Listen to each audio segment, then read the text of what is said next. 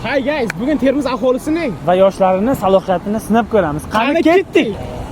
Konfet so'zi o'zbek tilida qanaqa bo'ladi? Kaka bo'ladi. Oh my god! Wow! Ha. Bilmadim endi. Nice. Obakidan bo'ladi. Ha? Konfet. Serios, men shuni bilmayman, konfet deyiladi. Konfet desa kerak. Laylik nima uchun bir oyoq turadi? Oyoq qalqasa kerak-ku. Bilmadim. Yeah, boy. Nima gaz tushib ketmasligi uchunmi? Yo, yurti tinch bo'lsa, vatani tinch bo'lsa deganda gap turardi. Women. Bir oyoqda. Nima uchun bir oyoqda turadi? A few moments later. Bir oyoqda tura olmaydi.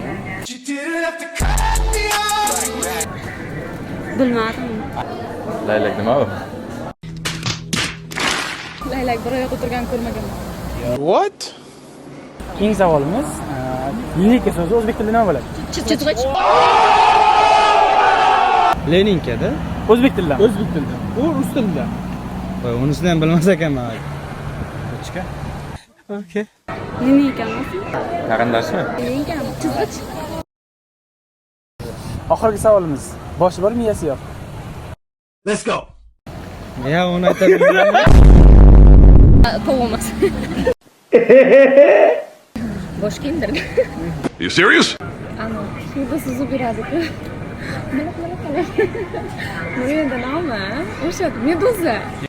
Good job. O'shanda miya yo'q-ku.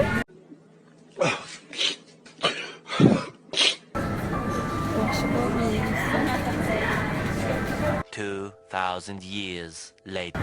Narsami? 6 hours later. Bilmadim to'g'risi. Obezyanami? Предмет. Skelet? Boshi bor, miyasi yo'q. Hozirgi kunda odamlar men uchun.